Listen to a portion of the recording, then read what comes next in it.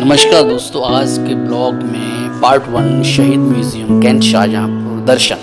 इससे पहले एक छोटा सा निवेदन, अगर चैनल पर नया है चैनल को सब्सक्राइब करें, बेल आइकन दबाएं, लाइक शेयर और कमेंट ज़रूर करें। शुरू करते हैं आज का ये ब्लॉग।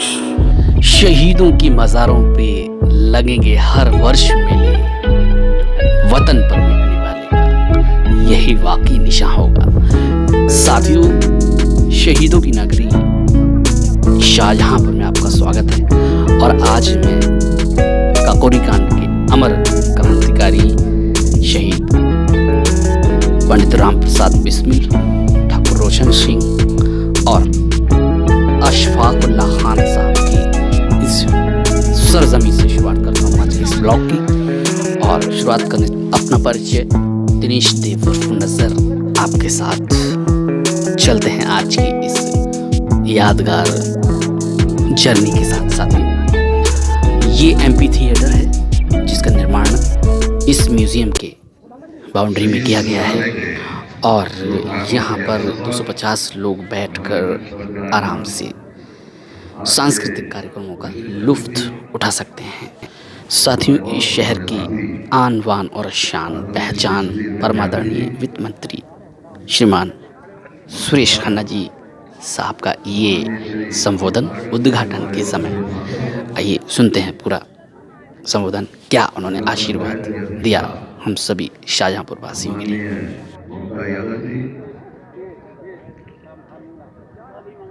हमारे जनपद के जिलाधिकारी श्री इंद्र विक्रम सिंह जी, हमारे सेना के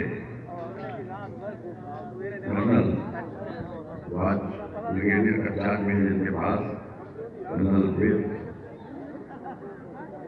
रावत जी, कर्नल मोटिया जी,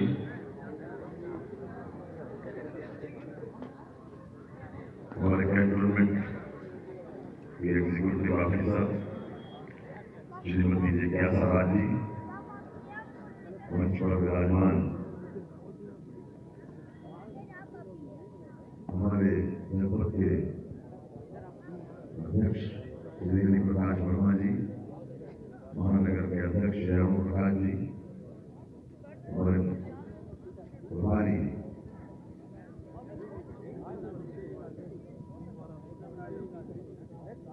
राज्य मंत्री का सम्माननीय श्री नरेश जी, सम्माननीय श्री अभिषेक दीक्षित जी और शहीद आदरणीय अशफाक उल्लाह खान साहब के बहुत श्री अशफाक उल्लाह जी, और शहीद आदरणीय रोशन जी सिंह के बहुत मंच पर उपस्थित हमारे मेहमान बाप तथा यहाँ पर उपस्थित सभी सम्मानित जनप्रतिनिधिगण, सभी सम्मानित बुजुर्गों, दोस्तों, माताओं, बहनों, पत्रकार और छायाकार मित्रों, आज का ये विशेष कार्यक्रम हम शहीद संग्रहालय के लोकार्पण के लिए नियत हुआ था। श्री जी कृष्ण रेड्डी भारत सरकार के पर्यटन मंत्री हैं, उनको इसका लोकार्पण करना था। पहले एक बार तिथि तय हुई थी 19 दिसंबर, लेकिन उससे उनको गोवा जाना पड़ा प्रधानमंत्री जी के कार्यक्रम में। और कल अर्थात कल दोपहर में एक घटना तेलंगाना में घटी। तेलंगाना की घटना की वजह से उनको अभी नहीं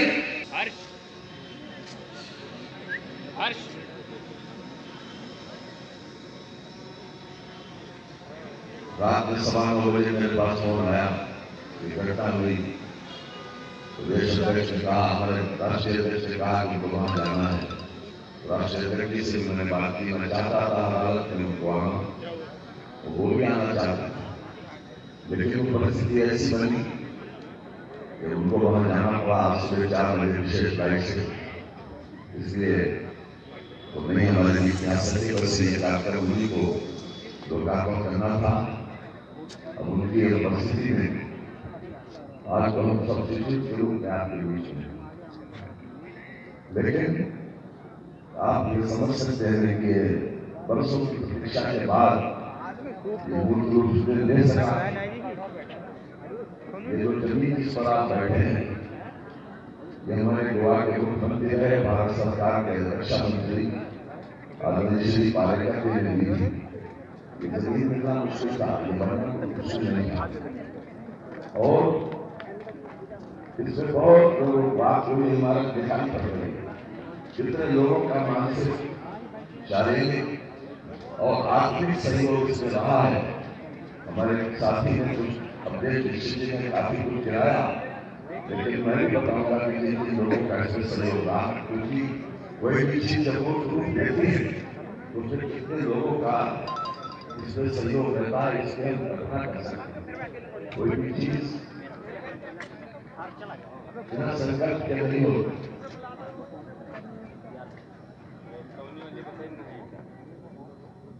ये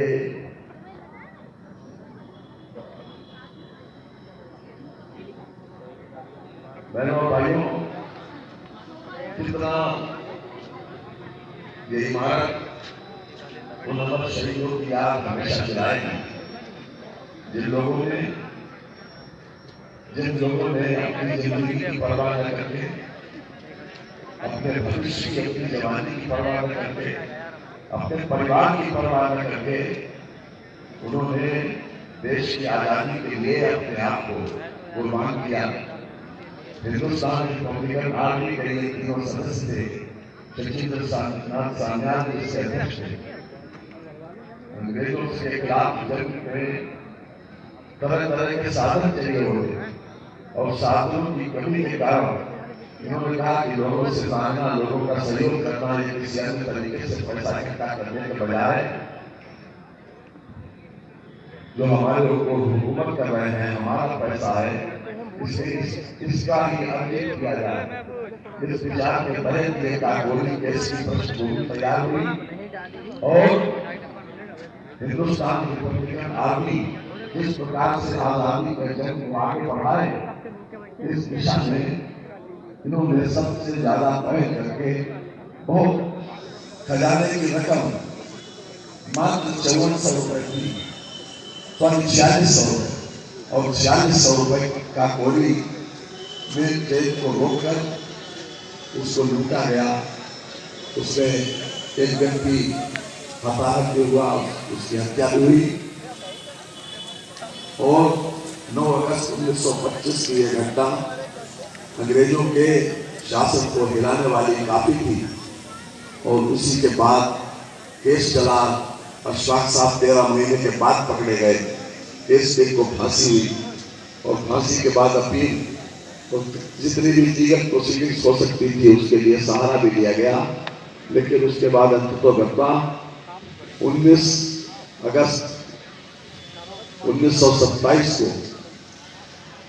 पंडित राम प्रसाद बिस्मिल को गोरखपुर जेल में, रोशक सिंह जी को इलाहाबाद जेल में और अशफाक साहब को फैजाबाद जेल में फांसी दी गई। राजेंद्र लहिरी को 2 दिन पहले 17 अगस्त को ही, 17 दिसंबर को ही फांसी दे दी गई। वहां पर ये आशंका व्यक्त की जा रही थी कि शायद बाहर कोई किसी प्रकार का उसमें रिवोल्ट हो सकता है, इसलिए उनको 2 दिन पहले फांसी दे दी। तो पूरे अंग्रेजों के साम्राज्य को हिलाने वाली ये बहुत बड़ी घटना थी, जिसकी वजह से अंग्रेजों को ये बात समझ में आए। हालांकि बहुत लंबा समय चला, मुकदमा चला, लेकिन अंततोगत्वा काफी कुछ इस बात के प्रयास भी किए गए कि किसी भी तरीके से इन लोगों को तोड़ा जाए, राम प्रसाद बिस्मिल जी को, रोशन सिंह जी को, अशफाक को। लेकिन सरकारी गवाह बनने के लिए कई 2-3 प्रयास भी हुए। बाकायदा आदमी भेजा गया और उससे कहा गया कि तुमको इतना दे देंगे, तुमको कम सजा करके माफ करा देंगे, लेकिन ये लोग हिले नहीं। अगर चाहते तो समझौता करते थे, लेकिन हमारा शानदार इतिहास हमको गुरुद्वारा शीशगंज से लेकर और काकोरी के इस केस तक हमको याद दिलाता है कि आज़ादी किस कीमत पर हमको मिली। आज दोस्तों वैसी स्थिति नहीं है। इन लोगों ने दूसरों की जिंदगी को आसान बनाने के लिए कि हम लोग खुली हवा में सांस ले सकें, अपने देश में अपने शासन में हम लोग रह सकें, इसलिए इन लोगों ने जान की कुर्बानी की। अगर उसी भावना को हम आत्मसात करें तो हमसे सबसे बड़ी प्रेरणा ये मिलती है कि जो लोग अपनी जिंदगी को दे सकते हैं, अपनी जीवन का बलिदान दे सकते हैं दूसरों की खुशियों के लिए, तो हमारे लिए सामने कितनी बड़ी प्रेरणा है कि हम दूसरों के लिए क्या कर सकते हैं। और ये अमर शहीदों की याद हमेशा इस बात को हमारी याद ताजा रखेगी कि हमारी आज़ादी किस कीमत पर मिली। और जिस प्रकार से अभी आपके सामने आदरणीय सुधीर विद्यार्थी जी ने या एक कविता के माध्यम से हमारे आदरणीय अग्रवेश जी ने जो अपने विचार व्यक्त किए हैं, मैं समझता हूँ कि इनकी भावना को केवल पढ़ा ही जा सकता है, इनकी भावना पर केवल चिंतन और मनन किया जा सकता है, लेकिन जो सबसे ज्यादा आज के समय में ये आवश्यक है। हर चीज राजनीतिक चश्मे से नहीं देखना चाहिए, इसके पीछे कोई राजनीतिक चश्मा नहीं है। लेकिन मैं विशेष रूप से धन्यवाद दूंगा सुधीर विद्यार्थी जी को। अभी उन्होंने कहा कि संग्रहालय की बात, ये बात सही थी कि जो तलौदा के ऊपर मैदान था जिसमें एक कॉलेज बना है, इंटर कॉलेज, आदरणीय प्रेमचंद खन्ना जी कहते थे कि उसमें संग्रहालय के लिए वो स्थान नियत था, लेकिन वो स्थान में कई प्रकार की बाधाएं थी और वो छोटा था, उसमें अप्रोच भी ऐसी नहीं थी। एक महेश शर्मा जी से जब मेरी मुलाकात हुई तो मैंने उनसे इस बात की रिक्वेस्ट की थी, जब भारत सरकार के संस्कृति मंत्री बने, उनसे मैंने रिक्वेस्ट की थी कि आप अगर हमें हमारे शहर जो है इसके लिए मशहूर भी है पूरे हिंदुस्तान में, अगर आप हमें इसको दे दें तो हम इसको बना लें। तो उन्होंने हमसे कहा कि 4 करोड़ रुपया तो हम दे देंगे, 1 करोड़ रुपया तो CSR करना पड़ेगा। तो हमने कहा कि हम उसका इंतजाम कर लेंगे, 1 करोड़ का आप हमको दे दीजिए। और उसके बाद स्थान तलाशने की नौबत आई तो मैंने चिरौर का एक स्थान जो श्याम सिंह बागी ने एक बहुत दिनों से छोड़वाया था 15 बीघा, उसके ऊपर सरकार ने 15 लाख रुपए दिए थे। बाद में वो रुपया वापस चला गया, लेकिन वो स्थान नहीं मिल पाया, तो चिरौर का स्थान गया। फिर मैंने अवधेश दीक्षित जी से बात की, अपने कहा अगर तुम इस बात के लिए सहयोग कर दो तो हम बात करें पारेकर जी से। उनका ठीक है, हम बात कर देंगे। तब हमने जाके केंद्रीय भारत सरकार में जो मंत्री थे मिस्टर पारेकर, उनसे मैंने जब अनुरोध किया, हमने कहा इस प्रकार की एक लैंड है, अगर आप उसको परिवर्तित कर देंगे तो हमारा एक म्यूजियम बन जाएगा शहीदों की स्मृति। तो उन्होंने हमसे कहा कि हम देखेंगे, आप दिल्ली आओ। क्योंकि पारेकर हमारे उत्तर प्रदेश से राज्यसभा के सांसद चुने गए थे, भारत सरकार के मंत्री वो पहले बन गए थे, सांसद बाद में चुने गए। क्योंकि हम लोगों को उत्तर प्रदेश सरकार के लोगों ने, मतलब हमारे विधायकों ने वोट देकर सांसद बनाया था, तो एक अब अंदर से लगता था कि हमारे वोट से ये सांसद बने तो हमारी मदद करेंगे। तो उनके पास 2-3 बार गए, तो उन्होंने इसमें जब सहमति दे दी तब हमने इस कार्यक्रम को और आगे बढ़ाया। और फिर 3 जनवरी 2017 यानी आज से ठीक 5 बरस पहले, इसका 2 दिन पहले ही, यानी 1 जनवरी को इसका शासनादेश हुआ है। 1 जनवरी सन 17 को इसका शासनादेश हुआ। और अगर 2-3 दिन चल जाता तो शायद वो हो भी ना पाता, क्योंकि उसके बाद पारेकर जी चले गए स्टेट में, स्टेट के राजनीति में चले गए और ये रह जाता। उनको भी उस दिन आना था, लेकिन उनके लिए प्राइम मिनिस्टर ने कोई विशेष असाइनमेंट उस दिन दे दिया था। इसलिए 3 जून 17 को इसका शिलान्यास हुआ था इसी भूमि। और आज आप जो ये बाउंड्री देख रहे हैं, ये बाउंड्री हमारे पड़ोसी की है। जो बाउंड्री एक सी दिखाई पड़ रही है पीली और इस प्रकार की, ये बाउंड्री इसी ग्राउंड के कैंटोनमेंट बोर्ड के सहयोग से बाउंड्री को बनवाया। कितने लोगों का सहयोग है आप कल्पना करिए इसमें। ये भारत सरकार का संस्कृति मंत्रालय ने तो पैसा दिया ही, 1 करोड़ रुपया एक्सचेंज से निर्मला सीतारमण जो इस समय भारत सरकार की वित्त मंत्री हैं, उन्होंने दिलवाया। और उसके बाद हमारे पास इंटीरियर डेकोरेशन के लिए कुछ नहीं था। जब मैं वित्त मंत्री बना तो मैंने ये मन बनाया कि हम इससे कुछ नहीं करना पड़े, हम इसको कर जरूर देंगे इस बार, क्योंकि बहुत दिनों तक लटकाना भी ठीक नहीं रहता है ऐसे प्रोजेक्टों। इसी भावना से शहीद उद्यान बना और शहीद उद्यान भी आज फिर से उसका नवीनीकरण हो गया। इसमें 4 करोड़ रुपया हमने उत्तर प्रदेश सरकार के शहीद संस्कृति मंत्रालय को दिया और उनसे इसका इंटीरियर डेकोरेशन, ये जितना जो कुछ भी आप दिखाई पड़ रहा है आपको, ये सब उन्हीं से करवाया। हालांकि अगर पैसा हो तो बहुत कुछ हो सकता था, लेकिन ये जमीन केवल अकेले पैसे से मिली। हिंदुस्तान की सेना के लिए कहा जाता है कि पाकिस्तान से जमीन लेना तो आसान है, लेकिन हिंदुस्तान की सेना से जमीन लेना बहुत मुश्किल होता है। अभी बिल्कुल सही है। तो कैंट बोर्ड का सहयोग रहा। हमारे सांसद जी ने अभी आपके सामने जिक्र किया कि इसमें काफी कुछ बाधाएं आई। सेकंड किस्त मिलने यूसी चली गई, सेकंड किस्त मिलने बाधाएं आई, तो मैंने सांसद जी का विशेष रूप से सहयोग रहा, HAL का सहयोग रहा। और यहाँ की जो गिरती थी, यहाँ ग्रैंड डायरेक्ट होटल के जो मालिक हैं सुरेश सिंगल जी, उन्होंने उनके तरीके से अपने अनुरोध किया कि आप कम से कम यहाँ ये बगीचा हमारा ठीक कर दो, तो कम से कम मालूम होना चाहिए, क्योंकि रुपया ज्यादा चाहिए था। 4 करोड़ रुपया मिला, 4 करोड़ रुपया अंदर ही लग गया, खाली 40 लाख रुपया बिजली के कनेक्शन में चला गया। हालांकि ये बातें बताते वो ठीक नहीं लगता, लेकिन कम से कम मालूम होना चाहिए। तमाम दुश्वारियों के बाद ये स्थिति आज पैदा हुई। हमारे विजय सिन्हा जी जिन्होंने ये इसका आर्किटेक्चर किया है, यानी वो आर्किटेक्ट थे, उन्होंने बहुत मन से इसको बनाया। और हमारे जिलाधिकारी बता ही चुके हैं कि रोज रोज को मॉनिटर करते रहे। हमारे भतीजे जो चंद्रशेखर खन्ना धीरू जिसको कहते हैं, उनको भी मैंने लगा रखा था इसको बराबर उसको देखने के लिए।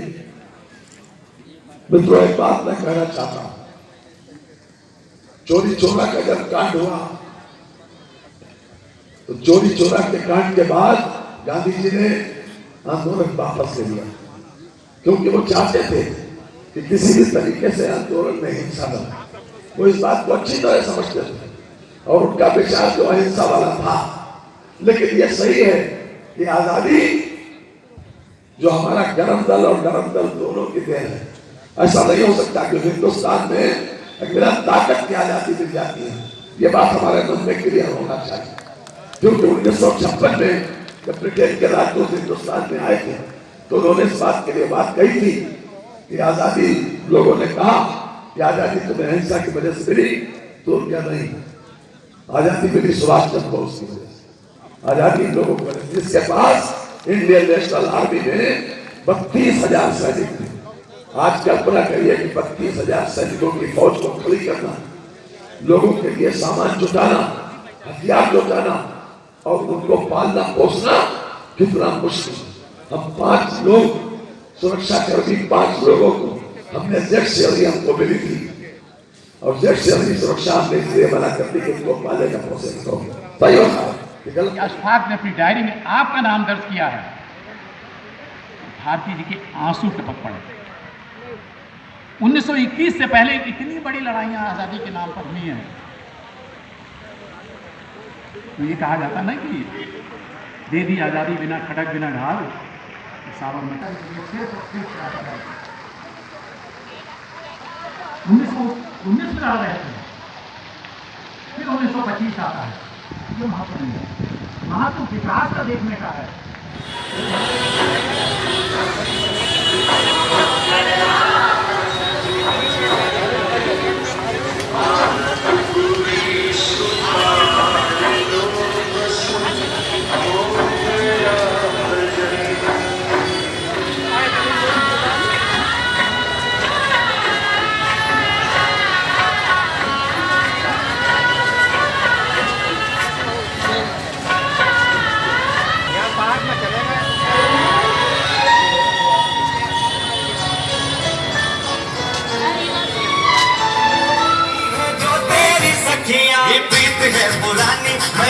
और तू रानी आ तेरे मेरे जन्मों के वादे।